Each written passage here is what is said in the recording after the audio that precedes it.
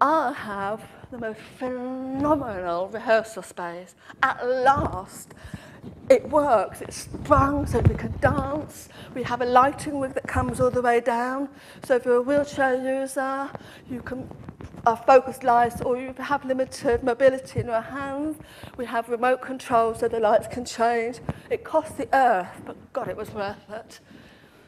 I'll move on. We've had various openings, and that's Judith. We have a tap. I'm sorry to go on about our tap, but we love our tap. And it's, it could be operated. It's really, really simple to operate. You don't need any body weight. It's just a simple press of 2 buttons, and hot water comes out. We never have to fill a kettle. And you'd be amazed how much time it saves. But you'd also be amazed at the accessibility. Everyone in our office can make tea and coffee now. Whereas before, it felt a little bit like those who can and those who can't. Everyone can. Another picture of my rehearsal space.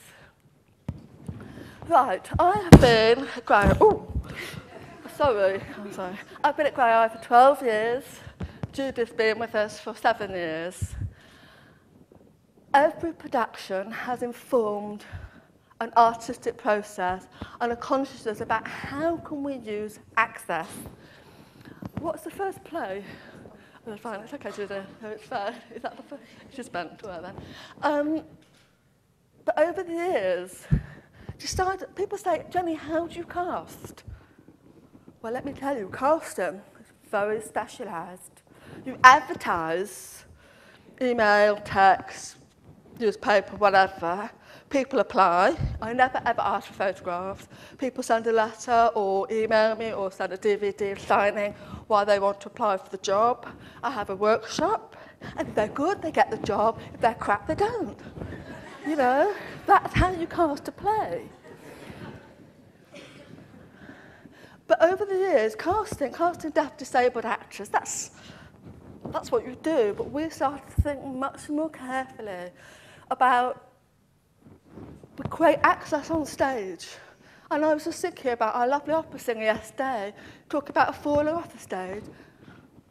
Sort it out. Have thick rope along the front or cushions. Be artistic. There's no reason for anybody to fall off the stage if you just think about it. So we think about that a lot in how we do our productions. But thinking about audiences. We have a policy at Graeae, not only to try and make world-class theatre, but also to make sure that all the shows are interpreted and audio described every night, not just on Thursday night, every night. So it means deaf, disabled artists, people, audiences can choose when they want to come and see the show, not when they're told to see the show on the Thursday night. Access is not cheap. So Judith and I have become very clever embedding access absolutely at the heart of everything. And it actually makes sense. So when we did Bent, the production of Bent, I don't know whether you know Bent, it's a play by Martin Sherman. And it's about what happened to gay people during the Holocaust. But we haven't got a play about what happened to deaf and disabled people during the Holocaust. Deaf and disabled people went first.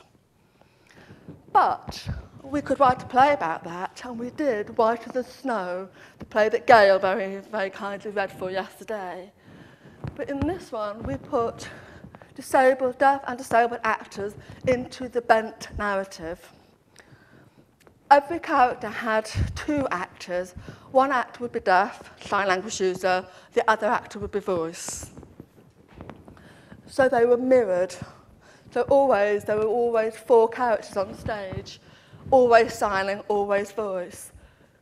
But also, we used all the stage directions to tell the story. So it would be one of the actors saying, there was a knock at the door, the Nazis came, we had to go. So the stage directions become a narrative. So you can go in and out of the story. You can also start the whole thing. We had the whole play starting with the actors in the cabaret bar in Berlin talking about, my name is David, I'm black, I'm a BSL user.